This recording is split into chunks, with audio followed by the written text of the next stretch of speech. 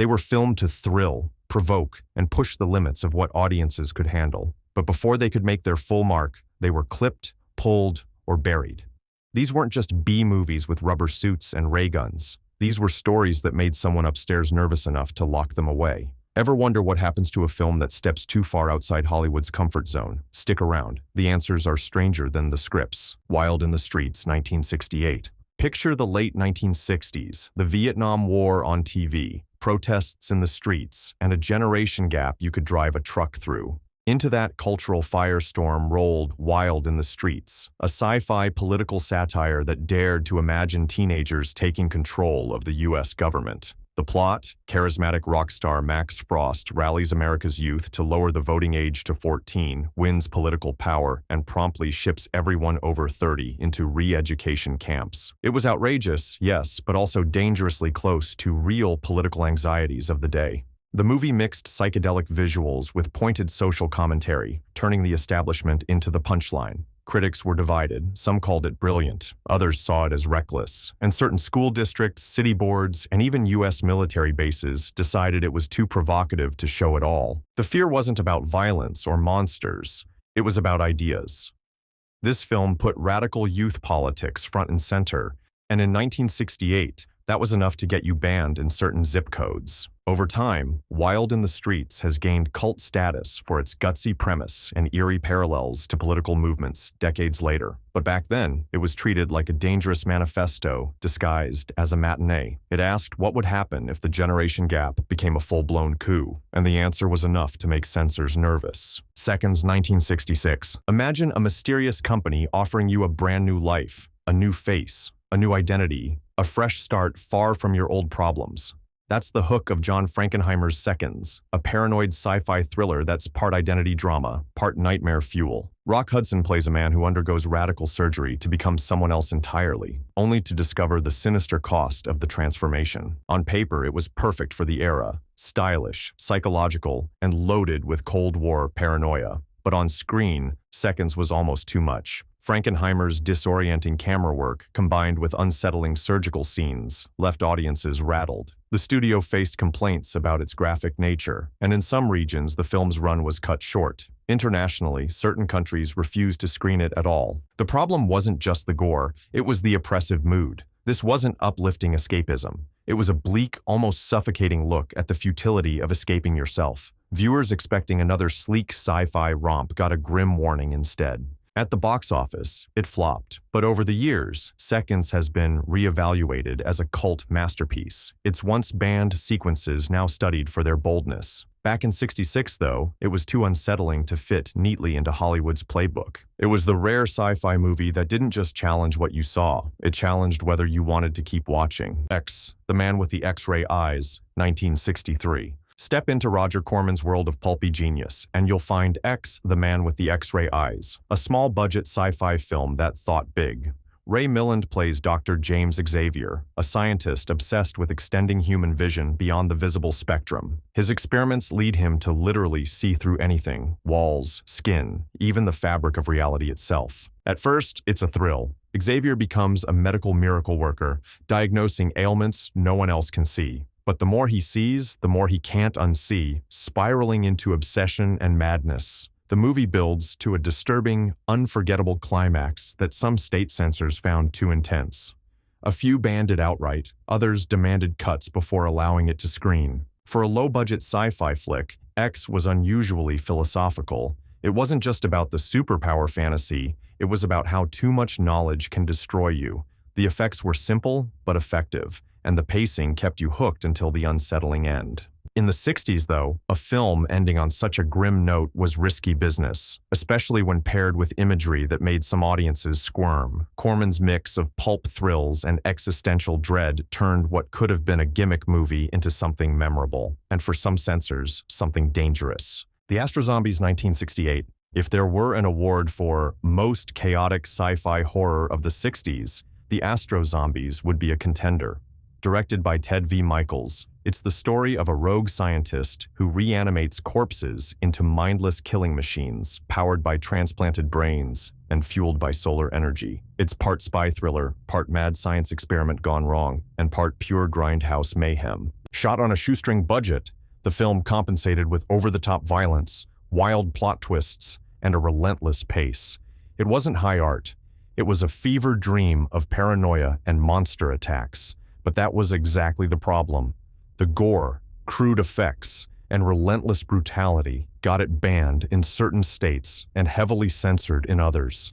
Drive-in owners in more conservative regions were warned not to screen it at all. Despite the bans, the Astro-Zombies built a following. Its sheer audacity, blending government conspiracy, gruesome science, and a splash of espionage, made it unforgettable for those who saw it. Over time, it became a cult midnight movie, celebrated for its camp value. But in 1968, it was another example of how far you could push before local authorities pushed back. The movie wasn't trying to be respectable, it was trying to be unforgettable. And in that mission, it succeeded, maybe a little too well for some audiences. Panic in Year Zero, 1962. Imagine heading out for a family camping trip and hearing a sudden distant boom, then realizing a nuclear attack has just leveled Los Angeles. That's how Panic in Year Zero starts, and it doesn't let go. Starring and directed by Ray Milland, the film follows an ordinary man who turns into a ruthless survivor in a post-apocalyptic America. The movie was bold for its time, showing a middle-class family abandoning morality to survive. They loot, hoard, and even threaten violence to keep others away from their supplies. While the message was partly about preparedness, the unflinching portrayal of good Americans turning cold-blooded unsettled audiences and officials alike. Some regions refused to screen it, citing fears it could incite panic or distrust toward the government. Others demanded cuts to tone down its more cynical scenes. In an era when most nuclear-themed films were patriotic or hopeful, Panic in Year Zero went in the opposite direction. It suggested that in a real crisis, neighborliness might be the first thing to go. That realism was its strength and its curse. For those who saw it, it was a wake-up call wrapped in a survival thriller.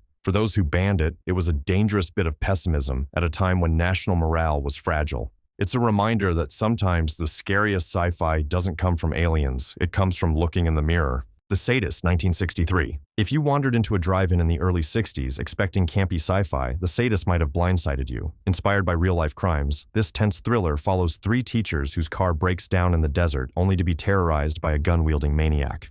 While not traditional sci-fi, its experimental camera work and time-warp pacing gave it an eerie, almost surreal edge. Director James Landis cranked up the tension with unflinching close-ups, long takes, and bursts of shocking violence. It was raw and relentless, showing more cruelty than most genre films dared. That was enough for some Midwest states to slap a ban on it, claiming it was too brutal for public audiences. Part of the discomfort came from the way the movie stripped away comfort zones. No goofy monsters, no escape hatches, just a grim, escalating showdown in broad daylight. Its realism made it scarier than any alien invasion. In hindsight, The Sadist plays like a bridge between old-school exploitation films and the gritty thrillers of the 70s. At the time, though, it was a step too far. Censors weren't ready for its mix of nerve-wracking suspense and harsh violence. For those lucky enough to see it before it vanished from some markets, it proved that horror and sci-fi elements could be weaponized for pure psychological punishment. The Time Travelers, 1964. A group of scientists invents a time viewing screen, and in true sci-fi fashion, they push it too far, stepping right through into the future. That's the setup for The Time Travelers, a low-budget gem that mixes utopian promises with apocalyptic dread. The future looks sleek at first, but the team soon finds it's a world on the brink of collapse.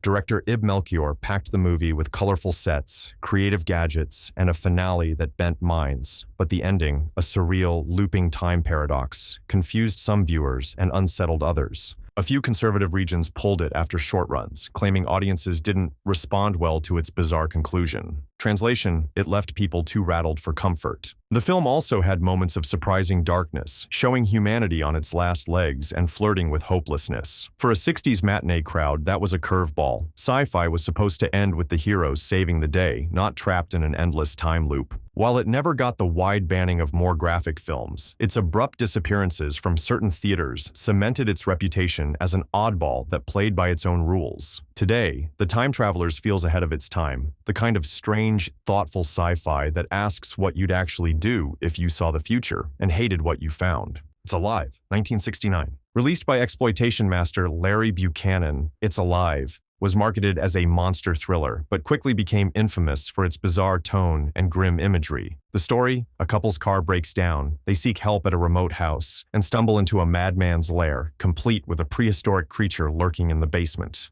What sounds like standard drive-in fodder took a darker turn thanks to Buchanan's choice to play the horror straight. The creature, crude by modern standards, was paired with human menace that felt uncomfortably real. Add in sudden, shocking bursts of violence, and some Southern counties flat-out banned it. Critics at the time dismissed it as cheap schlock, but for those who saw it, there was something unsettling about its mix of pulp setup and grim execution. The pacing made you wait for the monster, and when it came, the payoff was more disturbing than thrilling. Over the years, It's Alive has been reappraised as a weird little relic of late 60s grindhouse cinema, one that got under the skin of small-town censors, enough to vanish from certain screens. Back then, all it took was a few too many gasps from the audience for a sheriff or city board to step in and pull the plug.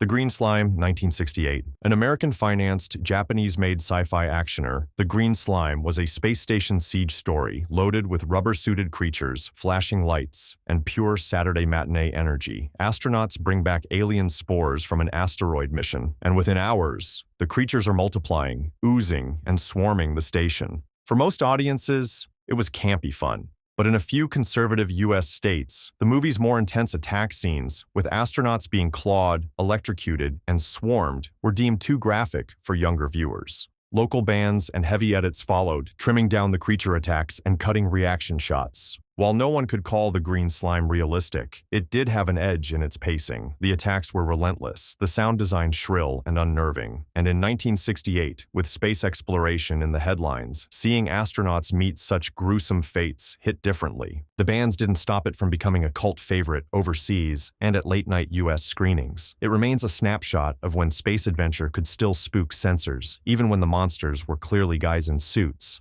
The Slime People, 1963. Invading through a mysterious fog bank, the titular Slime People emerge from underground to take over Los Angeles. It sounds goofy, and it is, but the Slime People leaned harder into its apocalyptic setup than many expected. The city is abandoned, the survivors desperate, and the creatures surprisingly aggressive. Shot in grainy black and white on a shoestring budget, the film used its limitations to create a bleak, claustrophobic feel. That bleakness was part of what got it banned in a handful of rural theaters. Paired with monster attacks that lingered just a little too long, it was considered too intense for all ages crowds. The movie's fog effects, while repetitive, gave it a weird dreamlike vibe. It wasn't polished, but it had atmosphere, enough that some censors decided it crossed from campy fun into nightmare territory. Today, it's mostly remembered as a so-bad-it's-good creature feature. But in its moment, The Slime People briefly carried the dangerous aura of a film that small-town audiences weren't supposed to see.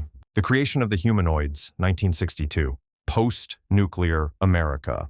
Most of humanity is gone, replaced by robot humanoids, built to serve the survivors. That's the world of The Creation of the Humanoids, a quiet, talk-heavy sci-fi that's more about ideas than explosions. But its ideas about human-robot integration, prejudice, and replacing human identity rattled people. The film's slow, eerie tone and philosophical debates felt alien to audiences expecting pulp adventure. It portrayed the humanoids not as villains, but as the next stage of evolution, a stance that some Southern theaters refused to screen, calling it subversive.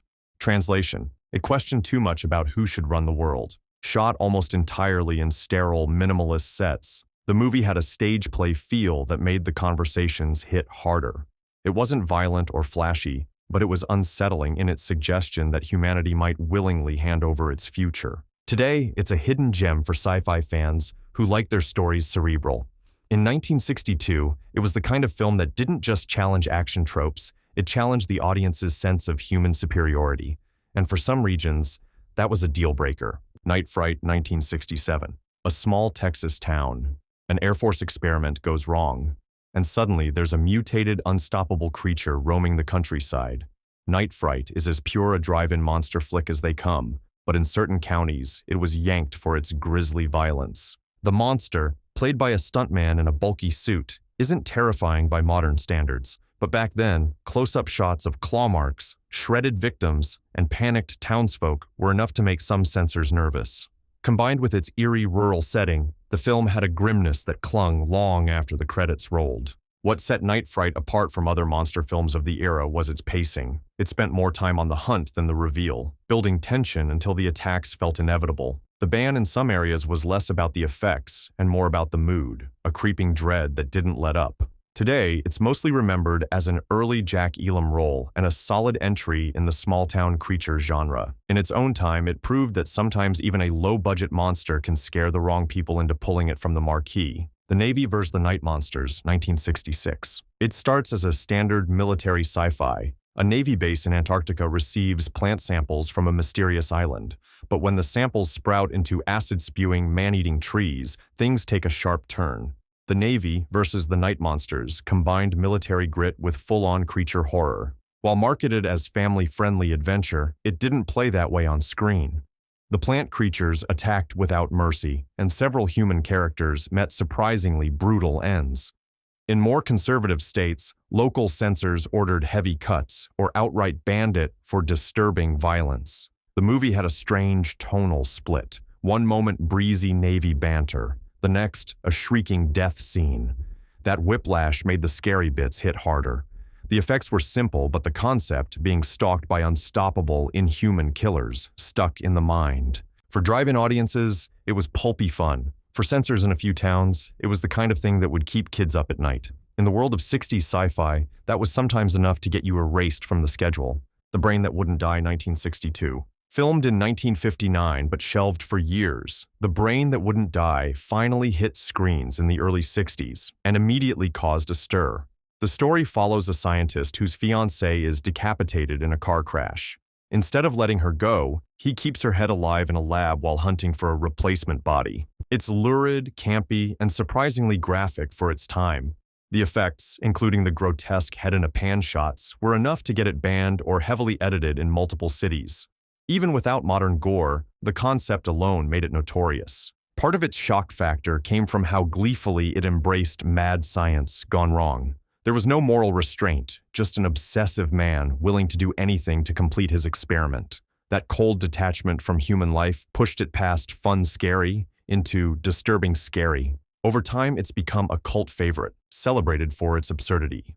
But back in the 60s, the idea of showcasing such macabre imagery to general audiences crossed a line in more than a few states. The Yesterday Machine, 1963. The Yesterday Machine is a low-budget time travel thriller with a wild twist. A rogue scientist from World War II uses a time machine to bring dangerous figures into the present. Set in modern-day Texas, the movie mixes detective mystery with pulpy sci-fi, leaning on eerie lighting and sudden bursts of action. While the production was cheap, the premise, tying present-day America to wartime conspiracies, stirred enough discomfort that it was banned in some small towns. The pacing is uneven, but the concept was ambitious for its budget. It played with the idea that the past could literally intrude on the present, bringing back dangers people thought were gone forever. That element of historical unease made it a tougher sell for some communities. In the end, the Yesterday Machine faded into obscurity, known mainly to regional audiences. Its banning had less to do with blood or monsters, and more to do with its unsettling suggestion: some nightmares don't stay in the past, they find a way back. So there you have it, 15 sci-fi films from the 1960s